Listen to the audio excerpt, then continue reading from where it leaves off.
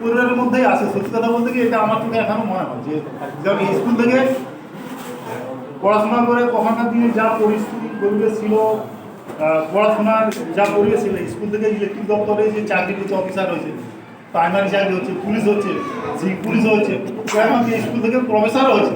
এই স্কুল থেকে primary school থেকে প্রফেসর, এখানকার ছাত্র প্রফেসর হয়েছে। তাই স্কুলটাকে আমি বাস রাস্তা থেকে 5 কিলোমিটার দূর, মানে একটু ইন্টিরিয়ার, কোনো মাস্টারমশাইকে যদি বলে ট্রান্সফার নেবেন কি, তখন বল না বাস রাস্তা থেকে সে দেখবে যে বাস রাস্তা থেকে স্কুলটা 5 কিলোমিটার দূরে, তো ওখানে যাবো না। এটা স্বাভাবিক টেন্ডেন্সি আমারও। আমি চাইলে সত্যি কথা বলতে আমি এখান থেকে বলছি, এটা আমার গ্রাম, আমার স্কুল, স্কুলটা আমার মন্দির। স্কুল এখানে আমি পূর্ণ সঞ্চয় করার জন্য আমি স্কুলে এখানে আসি, এই মন্দিরে আমি আসি। এখন আমার গ্রাম, আমি আসতে ইচ্ছুক, কিন্তু অন্য কেউ আসবে না। দূর থেকে যে আসবে সে না বাস্তব হইতে তো 5 কিলোমিটার দূর, এখানে যাবো। তা সত্ত্বেও স্কুলেতে কিছু হলো না। আমার পূর্ব সুবিধা যা রেখেছেন, পূর্ব সুবিধা যা রেখেছেন, কিছু হলেও তার আছে যে ধীরে ধীরে হবে। কিন্তু তার সাথে আমাদের সামনে যেটা চ্যালেঞ্জ, মানুষের আর্থিক বিকাশ হয়েছে, আর্থিক বিকাশ সঙ্গে সঙ্গে প্রাইভেটাইজেশন হয়েছে। এবার নার্সারি স্কুলে ছেলেরা চলে যাচ্ছে। তার মানে কি এই নয় যে এই প্রাইমারি স্কুল কি উঠে প্রাইমারি স্কুলে কি পড়াশোনা হবেই না? এখন প্রাইমারি স্কুল পিছিয়ে দেবে, হ্যাঁ বিকৃত হবে, কিছু যারা পিছিয়ে আছে থাকবে, সেটা পরিকাঠামো হয়তো সেই পন্থাটা এখন হয়তো আমাদের হয়নি, স্বীকার করছি। এটা এখনও স্বীকার করছি যে পরিকাঠামোটা হয়নি, সবাইকে এগিয়ে দেওয়ার মতো অবস্থাটা আমরা আসিনি এখনও। আমার পুরো সুবিধাও পারেনি বা আমিও পারিনি, এটা আমার কমজোরি জায়গা। কিন্তু একবার যে সব দল বেঁধে যার একটু আর্থিক বিকাশ হয়, না স্কুলে পড়াশোনা হয় না, চলো নার্সারি যাও, বেসরকারি স্কুলে যাও, হ্যাঁ মানছি। এবার যেসব টেকনিক্যাল কলেজ সেখানেও স্বীকার করছি, বড় বড় জায়গা যে মেডিকেলের সিট নেই, ইঞ্জিনিয়ারিং সিট নেই, বেসরকারি জায়গাতে যাচ্ছে, যা তাদের আকাঙ্ক্ষা তো পুরো চাকরি হোক না হোক, তাদেরকে আমার ছেলে কোয়ালিফাইড। একটা পিসিজি পরিবার ছেলে যদি বেকার হয়, বলে আমার ছেলে ইঞ্জিনিয়ার, আমার ছেলে যাক বড় এডুকেশনের একটা দাম আছে। আমার গ্রামের একটা ছেলে চাকরি পায়নি, সে ফিজিক্সে এমএসসি, কিন্তু একটা শহরের প্রতিষ্ঠিত পরিবারে তার বিয়ে, সে টিউশন পড়ায়, পড়াশোনায় করে, ভালো স্টুডেন্ট, কিন্তু পড়াশোনার তো দাম আছে। একটা মূর্খ অবুঝ, তার থেকে এডুকেশন চাকরি না পেলেও তার একটা দাম আছে। এটা একটা ব্যক্তিগত আমার মতটা একান্ত ব্যক্তিগত। এডুকেশন সব থাকতে হবে।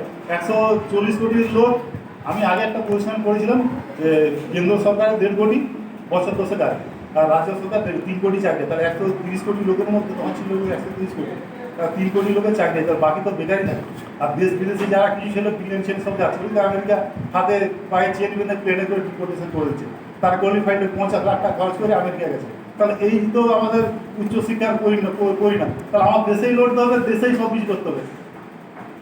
আমরা যে এডুকেটেড না হয়, আমার দেশকে অত দেশটা ঋষির দেশ, অত বড় আমার দেশেই ওই গাছের তলায় বসে ঋষিরা গীতা উপনিষদ লিখেছে। তখন ওই যারা এরোপ্লেন যারা তৈরি করেছে, ফাইটার জেট, সুপারসনিক 23 ম্যাক জেটের কী বলে 23 ম্যাক যারা মিসাইল বানাচ্ছে, তারা সে দিচ্ছিল তখন যা যাবো।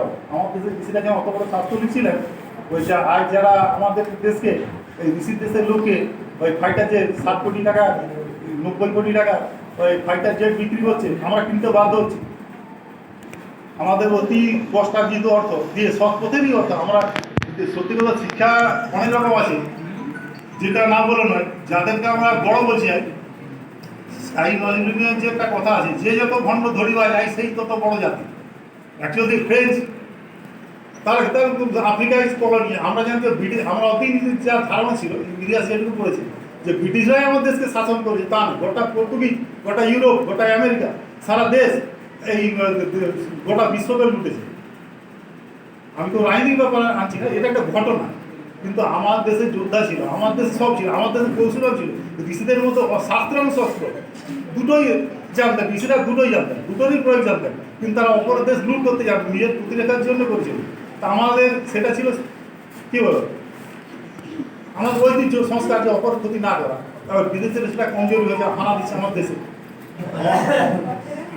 আমাদের দেশ অর্থনৈতিকভাবে আগে এডুকেশনের দেশকে সবল হতে হবে, টোটালি টেকনোলজি শিখতে হবে, আধুনিক টেকনোলজিও শিখতে হবে। এবার চাকরি নেই, সমস্যাটা এখানে চাকরি, পড়াশোনা করে কিন্তু চাকরি করে, ছেলেরা ডিমোটিভেটেড হচ্ছে, তাই তো মাতাল হয়েছে। ডাস এডুকেটেড, বড় বড় কলেজে ভালো ভালো স্টুডেন্ট ডাক এডুকেট হচ্ছে, এটা আমার নিজের চোখে দেখা, মাতাল হচ্ছে ভালো ভালো স্টুডেন্ট। আমিও আমার ছেলেকে বাইরে রাখতে ভয় পাই এখন পরিবেশগুলো দেখে। যে বাইরে ডাল সেলেক্টিং না হয়ে যায়, মাতালা হয়ে যায়, তার চেয়ে বাড়িতে যে আছে যেটুকু দিতে হয় থাক, সুযোগ সরকারি সুযোগ দিলে হবে না, সীমিত সুযোগের মধ্যেই থাকবে, সীমিত সংস্থাদের মধ্যেই বাস করাটাই বই তোমাকে। এবার চ্যালেঞ্জ যারা নেবে নিতে পারবে, চ্যালেঞ্জ নিতেও বাধা নেই, চ্যালেঞ্জ ছাড়া তো কিছু নয়, নিধিও থাকতে হবে অথচ চ্যালেঞ্জিংও হতে হবে, ইলার ইনস্টিংক্টও থাকতে হবে। এবার এই সংক্ষিপ্ত সময় আর ছিল বলার অনেক কিছু ছিল, শিশুদের স্কুল শিশুদের মধ্যে বলা দরকার ছিল, যার স্মৃতিটা আমার কাছে শিক্ষকের, এখন আমি শিক্ষক, অবসরপ্রাপ্ত শিক্ষক, কিন্তু এখন শিক্ষার এখন আমার কিছু জানার কৌতূহল হচ্ছে, ছোটোবেলা থেকে একটা ডিজাইনিং ব্যাপার আছে, জানার কৌতূহল আমার মধ্যে ছিল। যার বেশি কিছু আর বলতে চাচ্ছি না, সবার সময় নষ্ট করে, মূল্যবান সময় নষ্ট, শিক্ষকদের আমাকে যাই সময় দিলেন সেরকম তাদের কাছে আমি কৃতার্থী, যথেষ্ট তাদের সময়, দুর্মূল্য সময় আমি তারা আমাকে দিলেন, একটা জন্য দুর্মূল্য সময়টা তারা আমাকে দিলেন, সেই জন্য আমি তাদের কাছে যথেষ্ট কৃতজ্ঞ। তাকে এইগুলো আমার বক্তৃতা আমি শেষ করছি।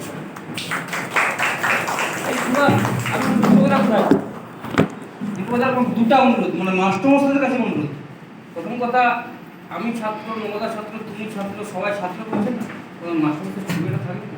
আমার রিকোয়েস্ট, ওই ছবির পয়সা আমি ছবির পয়সা দেবো, যদি আমরা সবাই এই গ্রামের অ্যাকচুয়ালি স্কুলে ছিল, মাস্টারমশাই ছবি থাকবে না, এটা তুমি বলবে দায়িত্ব নিয়ে, আর আমি পয়সা দেবো। পয়সাটা মাস্টারমশাই ছবিটা করতে হবে। হ্যাঁ, এটা সবাই সবাই যদি বলছে আমরা ছাত্র, এবারে দাবি উঠলো করবো, তখন আমি কি নিজের বাবার ছবিটা একদম ঠিক একদম না বিপদে আমি যদি স্কুলে পা দিই, প্রথম দিন দিবকে বলছেন যে মাস্টারমশাই কিন্তু ছবি আছে তার রাখবো স্কুলে, সেই জন্য এক দুই হচ্ছে মাস্টারদের কাছে একটা অনুরোধ থাকবে, ব্লাড ডোনার ক্যাম্প হোক। আমি আমার ব্যক্তিগতভাবে তখন সবাইকে বলছি, আমি যতটুকু হেল্প করার আমি হেল্প করবো।